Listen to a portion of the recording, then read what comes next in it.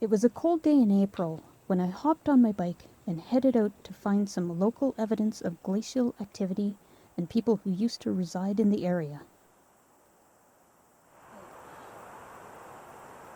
Going out today, looking for hills. The slight bump in the distance is Rabbit Hill in Riverbend. It can be seen from many high points around Edmonton, and this was my destination. Here it is again, a little closer this time. Rabbit Hill is a cane, and is prominent evidence of the glaciers that once covered the area. I paused to see how the Whitemud Creek was melting. Bridge is vibrating.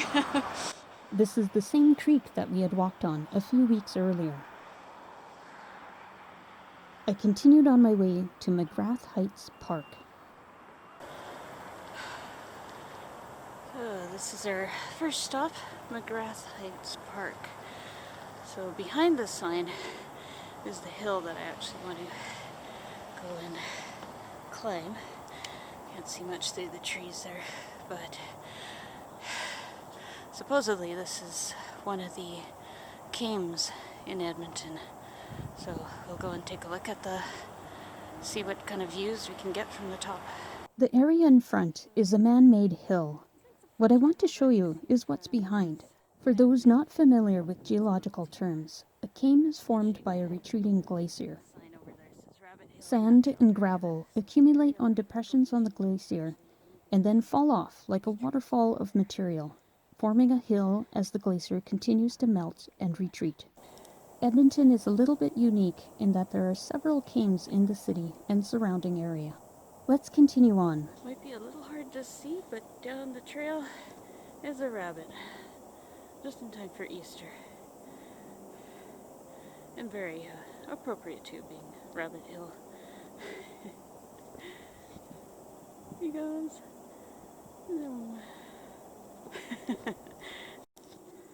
So I got off my bike, and just because the snow is just a bit too crunchy for my liking, it is so noisy. This seems to be the south side of the hill, but just a view looking eastwards. Kind of pretty with the morning light. There's a series of steps leading up towards the hill.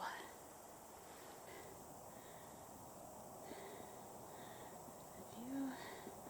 Steps have ended here. They kind of continue on around at the top of the hill. It's that way. At the top of the hill now, you kind of see the entire landscape. It actually is quite high, and from what I read about this, the indigenous people who used to live here would come up here to scout out the landscape and look for herds of bison. You can see even just over there is the Anthony Henday. So I scouted that, and you can see some of the urban sprawl off in the distance over there. You do have quite a magnificent view. It is pretty amazing. A little bit hazy right now, but in better daylight it would definitely give you a good viewpoint. This is at the top of the came. It's now covered with forest, but it wasn't hard to imagine trekking to the top of the hill to scout for nearby herds of bison.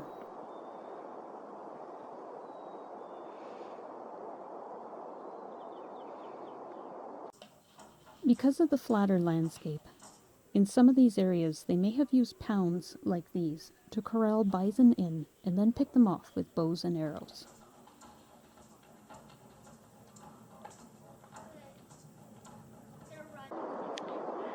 And then again you can see the Anthony Henday over there. Zoom in.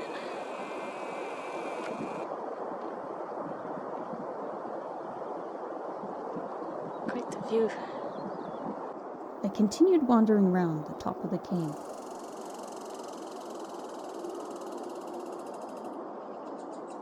There's a series of trails around the top, and they gave some views of different areas of the city. So off in the distance there, you can see the downtown skyline a little bit. I think that's one of the apartment blocks by Michener in the middle there. I think. You can see the Dollarama dollar store over in Riverbend. Way off in the distance there, it's through the trees, so it's not quite focusing on it, but that's the West Edmonton Mall. Yeah, that's the hotel portion. So this is known as the highest point in Edmonton, or at least it used to be. Of course, the buildings kind of overtake that now, but highest natural point, I guess. Definitely has a pretty amazing view. Don't know if you can see it, but there's another hill over in the distance, just over there. I think one of those, the slightly curving one. Let's see if I can raise that. There we go. Slightly curved hill. That one is the Pleasant View Cemetery. I'd like to walk through there sometime. There's a lot of historic people buried there. Historic. Locally historic. It is possible to walk up from the north side as well, but it was snow-covered. I was glad that it was chilly, as the muddy areas on some of the paths was still frozen. Clearing here. In the middle. It was time for me to move on. I took a few more moments, though, to look at the trees. A few big pine trees up here too. Very nice.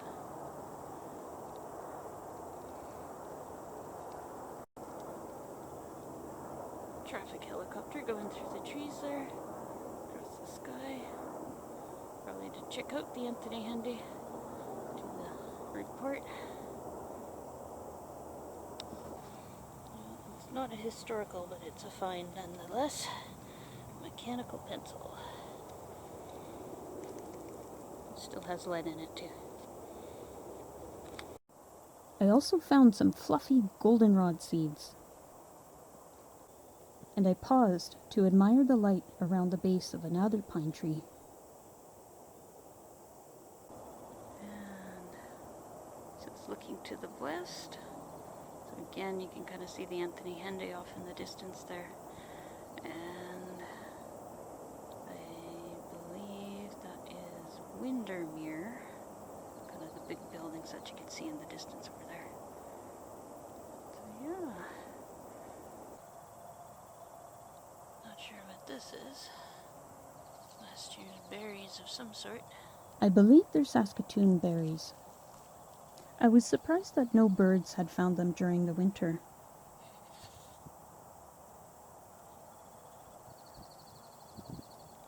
Now that I look around, there's actually lots of them all over. The thin layer of frost that dusted the leaves and berries was enchanting. I found myself wondering how long this rock had been here. Was it pushed along by a glacier? Had a bison scratched his winter coat off on it? I also wondered if this trail had been used by Indigenous people to travel up to the top of the Kame.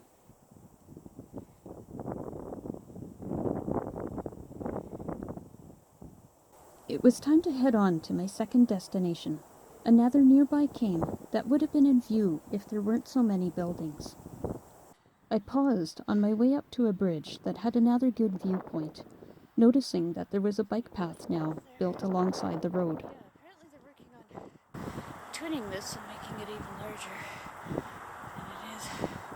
It's because it's a pretty big thoroughfare to Windermere. So, increased traffic. And here's the view from the middle of the bridge. In the distance, you can just make out the downtown skyline.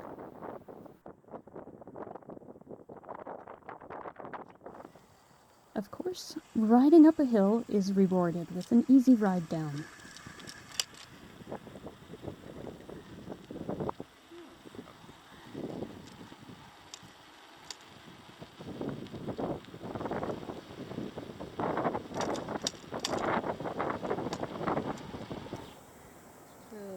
Not sure if it's really perceptible or not, but there is a slight hill heading off around the corner. I'll see if I can. I'll bike up the way and then maybe it'll be a little more apparent. So now you can see that there is a bit of a hill, and somewhere in that neighborhood there is another came. So we're gonna go see if we can find it. So this is Mary Lobay Park. I don't think this is the site. It is the site. It does have a fairly good hill. I'm gonna have to double check my maps and see where it is exactly. So double check my maps, and yes, I was right. This is the site of the Prosser Archaeological Site. So they found about, I think, 1,700 or so different archaeological artifacts. I'm assuming a lot of those would be at the museum now. And unfortunately, they said because of all the farming and just generally man's interventions, the layers of artifacts, they were all kind of mixed up when he did his study here. He was not a professional archaeologist. He's just kind of a hobbyist, I guess. But I found about 5,000 years worth of artifacts here, so that's pretty cool. So they do say that if you stand at the top of the hill, you can see the other cames, but not really. The houses have built up, unfortunately, so it's kind of hard to see anything. You would have had a pretty good view still. It's like you can see off in the distance. It's like you can see a long ways. If I was standing in a slightly different point, you'd see downtown over there. And then again, if I look off in this direction, you can see the West Edmonton Mall, that long dome over there. Actually, you can see the Rabbit Hill, so it's just over, right in there, that little dome shape, right in the distance. So you can see it. It's a beautiful day, a little bit frosty. I'm getting a little bit cold, so I'll probably call it a day and head back. So thanks for watching. Please subscribe if you haven't already. Talk to you next time. I made a quick visit to the Royal Alberta Museum, as I wanted to see if they had any examples from the Prosser site. I wasn't able to see if any of the points were directly from the site, but these would be similar to what would have been found.